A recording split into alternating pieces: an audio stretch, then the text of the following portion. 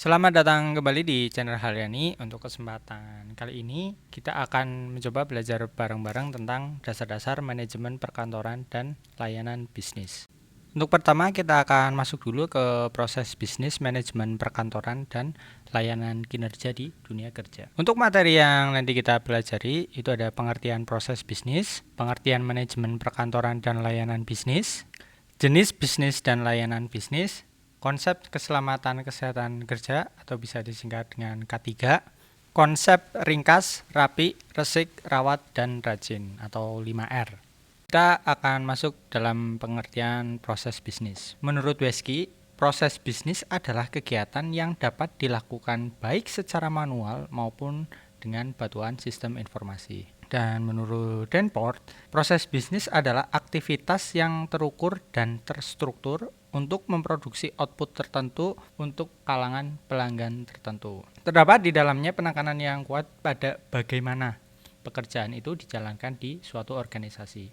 Tidak seperti fokus dari produk yang berfokus pada aspek apa, suatu proses oleh karenanya merupakan urutan spesifik dari aktivitas kerja lintas waktu dan ruang dengan suatu awalan dan akhiran, dan secara jelas mendefinisikan input dan juga output.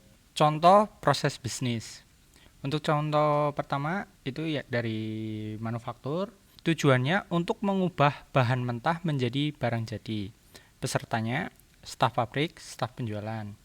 Input pemesanan kembali, pemberitahuan pembuatan, dan juga bahan baku. Outputnya barang jadi. Untuk contoh proses bisnis yang kedua yaitu penjualan. Tujuannya untuk menjual barang ke pelanggan dan mengumpulkan uang dari penjualan. Peserta, staf penjualan, pelanggan, staf penagih, dan gudang. Input pesanan penjualan, output faktur, kwitansi, dokumen pengiriman. Contoh proses bisnis yang ketiga, pembelian. Tujuan untuk mendapatkan barang dari pemasok dan mengelola stok untuk dijual ke pelanggan dan menghindari kehabisan stok. Peserta, staf gudang, staf pembelian, staf penjualan, dan juga vendor. Input, permintaan pembelian, pemesanan kembali. Output, pesanan pembelian. Setelah kita mengetahui dari pengertian proses bisnis beserta contoh proses bisnis, manfaat apa yang diberikan perusahaan ketika sebuah perusahaan menerapkan dari proses bisnis itu sendiri? Menjadi solusi membantu perusahaan melihat gambaran bisnis secara menyeluruh atau komprehensif dan real time. Menyediakan laporan yang menjelaskan mengenai perusahaan saat ini, memberi nilai kompetitif untuk persaingan bisnis yang semakin kompleks dalam perkembangan pasar yang berubah dengan cepat. Meningkatkan kemampuan perusahaan dalam melihat peluang bisnis baru serta pergerakan pesaing. Utamakan deteksi sedini mungkin supaya terhindar dari sifat reaktif dari umumnya perusahaan yang jadi penyebab kontraproduktif. Percepat proses penilaian informasi untuk beraksi dengan cepat serta akurat terhadap setiap insiden dan masalah. Selanjutnya kita masuk dalam pengertian manajemen perkantoran dan layanan bisnis. Pengertian kantor menurut etimologi bahasa Inggris, office berarti tempat untuk memberikan pelayanan, ruang tempat kerja ataupun posisi. Dalam bahasa Belanda, kantor berasal dari kata kantoor yang berarti ruang tempat bekerja, tempat instansi dan lain-lain. Pengertian kantor secara statis menurut Dr. Hasto MPD merupakan tempat kerja, ruang kerja, biro, markas, instansi, badan, perusahaan maupun tempat untuk menyelenggarakan kegiatan pengumpulan, pencatatan, pengolahan, penyimpanan, serta pendistribusian data atau informasi. Dan untuk pengertian kantor secara dinamis, yakni proses-proses dalam penyelenggaraan kegiatan seperti pengumpulan, pencatatan, pengolahan, penyimpanan, maupun pendistribusian data. Dari uraian di atas dapat disimpulkan bahwa arti kantor secara fisik merupakan bangunan, ruang atau tempat kerja, sedangkan secara dinamis diartikan sebagai proses kegiatan yang dilakukan dalam ruang tempat kerja. Pengertian sistem. Menurut Rao M. Eti, Istilah sistem berasal dari konsep sistematik yang mengacu pada pendekatan yang terorganisasi dan teratur untuk memecahkan masalah. Dalam konsep manajemen perkantoran, sistem dapat dianggap sebagai pendekatan yang direncanakan untuk suatu kegiatan dalam upaya mencapai sebuah tujuan. Fungsi kantor. Fungsi kantor menurut Sumanti dibedakan menjadi fungsi rutin atau fungsi pokok dan fungsi penunjang atau fungsi administratif. Sedangkan Bala Chandran membedakan fungsi kantor ke dalam fungsi pokok dan fungsi tambahan. Dari kedua pendapat tersebut, maka fungsi kantor dapat dibedakan menjadi dua, yaitu fungsi utama dan fungsi pendukung. Fungsi utama kantor menurut Rao. Yang pertama, menerima informasi. Informasi yang diterima bisa berasal dari dua sumber, yaitu internal dan eksternal. Kalau sumber internal diperoleh dari unit-unit kerja yang ada di dalam organisasi atau kantor itu sendiri. Sedangkan sumber informasi eksternal itu bisa diterima dari luar organisasi seperti pelanggan, pemasok, pemerintah, investor, atau perusahaan atau hal-hal yang lain. Dan informasi yang diterima itu bisa berbagai macam ya, seperti surat, laporan, pesanan, telepon, faksil, email, surat kabar, perundang-undangan yang berlaku, atau sesuatu yang lain.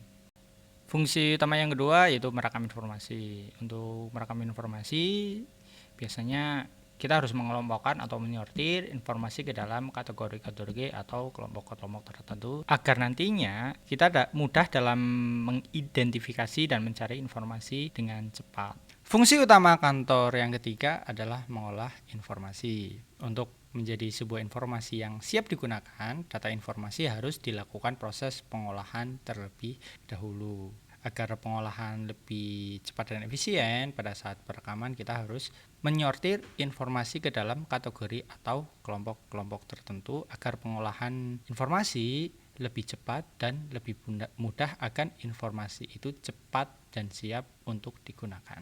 Fungsi yang keempat yaitu mendistribusikan informasi.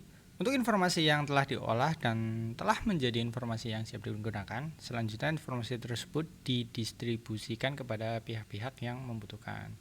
Pendistribusian informasi tersebut dapat dilakukan dengan menggunakan komunikasi. Fungsi pendukung menurut Rasto, yang pertama melaksanakan fungsi manajemen, yang kedua merancang sistem dan prosedur kantor, yang ketiga mengendalikan formulir kantor, yang keempat mengendalikan karyawan kantor, yang kelima menjamin ketersediaan alat tulis kantor, yang keenam menjamin ketersediaan peralatan, furnitur, dan mesin kantor, yang ketujuh menjamin keamanan aset, dan yang kedelapan melaksanakan hubungan masyarakat.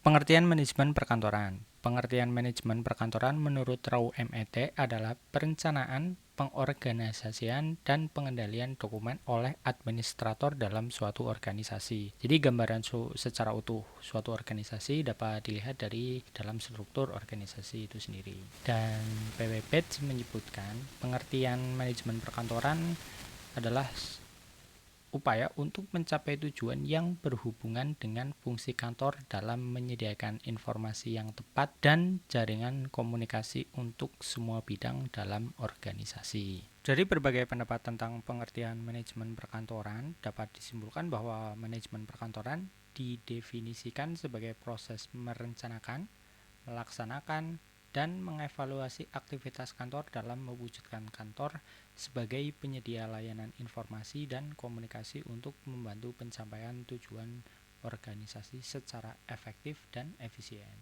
Pemahaman terhadap aktivitas kantor dapat dalam hal ini merujuk pada peranan atau fungsi kantor yang terdiri dari fungsi utama dan fungsi pendukung.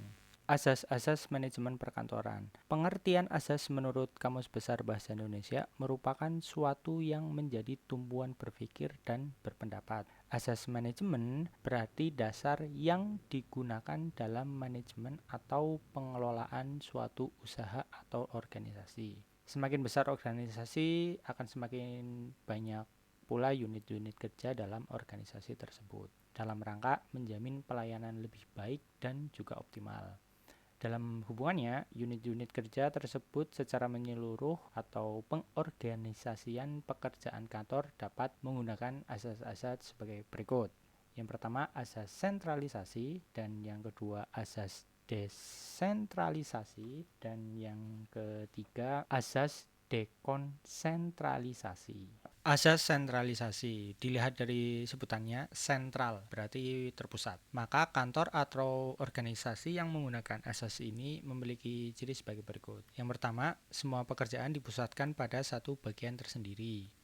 Yang kedua, jenis pekerjaan kantor yang terpusat adalah jenis pekerjaan yang bersifat umum, seperti pekerjaan tata persuratan, pengelolaan dokumen, dan informasi, serta jenis pekerjaan yang bersifat mendukung operasional organisasi lainnya. Yang ketiga, karena pengelolaan informasi dilakukan secara terpusat, maka kerahasiaan informasi akan lebih terjamin. Yang keempat, asas ini cocok digunakan untuk jenis organisasi yang masih kecil dan sederhana. Yang kelima, tempat atau bagian pelayanan dalam asas ini tidak terpisah dari gedung atau kantor utama, sehingga pengawasan mudah dilaksanakan, prosedur kerja mudah diseragamkan. Asas desentralisasi. Asas desentralisasi merupakan asas yang membagi jenis kegiatan kantor ke dalam beberapa bagian atau unit kerja. Jadi masing-masing bagian atau unit kerja itu menangani jenis pekerjaan yang berbeda. Contoh, bagian pemasaran, bagian keuangan, bagian kepegawaian, bagian gudang, atau bagian-bagian yang lain. Oleh karena itu, asas ini memiliki ciri sebagai berikut. Yang pertama, cocok digunakan untuk organisasi atau kantor yang lebih besar. Yang kedua, pelayanan lebih fokus dan detail karena sudah terbagi sesuai bidang atau bagiannya sendiri-sendiri. Tiga, dapat mengurangi penumpukan pekerjaan karena sifat layanan secara khusus. Yang keempat, karena tidak terjadi penumpukan, maka akan berdampak pada semakin cepat pelayanan bagi organisasi tersebut. Asas dekonsentralisasi. Asas ini merupakan gabungan dari asas sentralisasi dan dekonsentralisasi. Artinya, masing-masing asas digunakan untuk memperoleh efektivitas dan optimalitas dalam pelayanan. Dalam praktiknya jarang dijumpai penggunaan asas sentralisasi atau desentralisasi digunakan secara murni. Namun, sekalipun organisasi kecil, tetap saja masih menggunakan asas gabungan ini.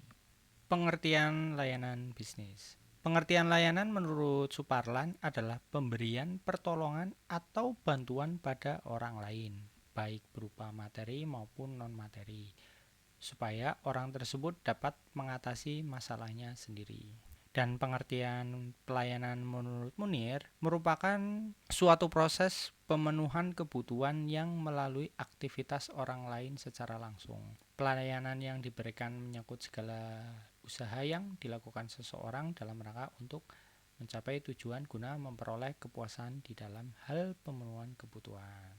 Dari pendapat tersebut dapat disimpulkan bahwa layanan bisnis merupakan proses pemberian layanan kepada pelanggan atau konsumen baik yang bersifat materi maupun non-materi untuk pemenuhan kepuasan pelanggan. Ya, segitu dulu teman-teman untuk video kali ini. Semoga bermanfaat. Kita stop dulu sampai di sini. Semoga kita bisa lanjut lagi di video-video berikutnya. Cukup sekian dari kami dan bye-bye.